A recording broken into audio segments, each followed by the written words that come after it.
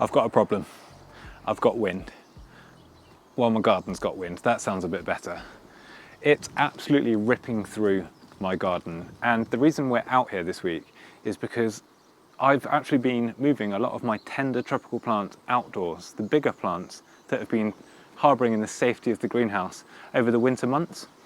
And it's been okay for me to do that because the nighttime temperatures have been staying above the 7 degrees Celsius mark, which for most of the plants I grow is sort of a safe number.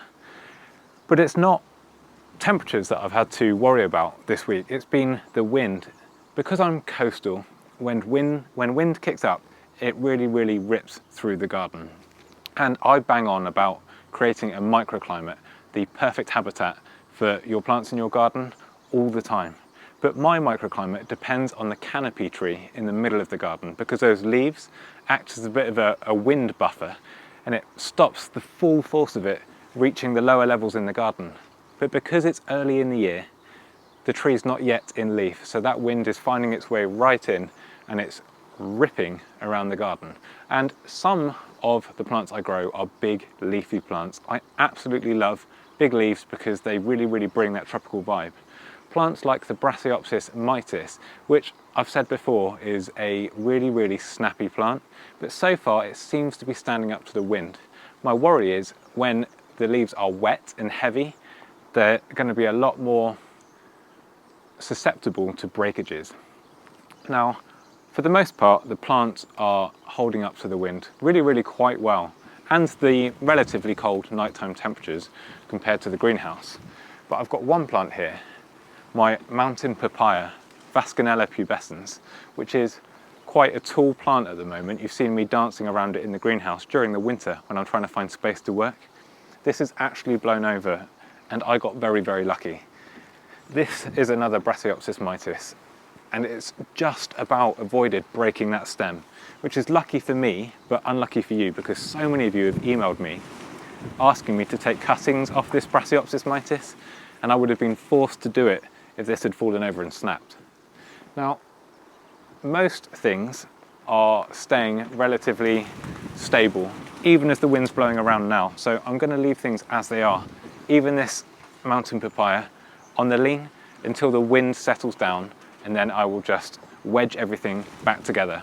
Now, the reason I like to get my tropical and tender plants outdoors as early as possible is because in a sealed environment, when you have lots of plants together, you can harbour pests like aphids and spider mites.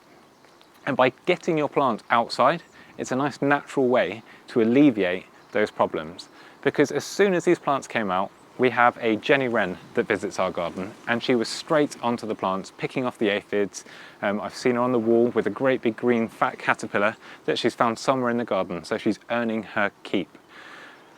One thing I would say though, with winds like this and on warmer, drier days, your plants that are in pots that you're bringing outside for spring are going to dry out quite quickly because of the process called transpiration. That's water being lost through the leaves, and wind can increase that, so you might see some wilting. And don't be tempted to rush and get your plants back inside because they're looking stressed. Just give them a splash of water and give them time to recover. It's going to be different for all of us. Remember, I'm in the south of Dorset in zone 9, so I'm relatively mild for the UK, so I can get plants out a lot earlier.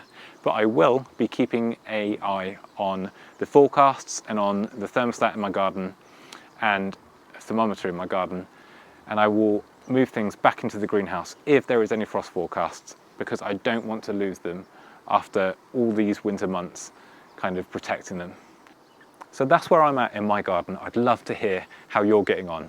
And don't forget, we've got a new forum website, www.growparadise.social, where you can create an account and set up discussions on specific topics like growing seeds, overwintering plants, plant identifications, and all of those questions will be in forum feeds. So that will all be there for everybody to search in the future to help everybody grow their own patch of paradise. So head over to that website and create an account, ask some questions, share photos, and just enjoy it. And I will see you all in the next video.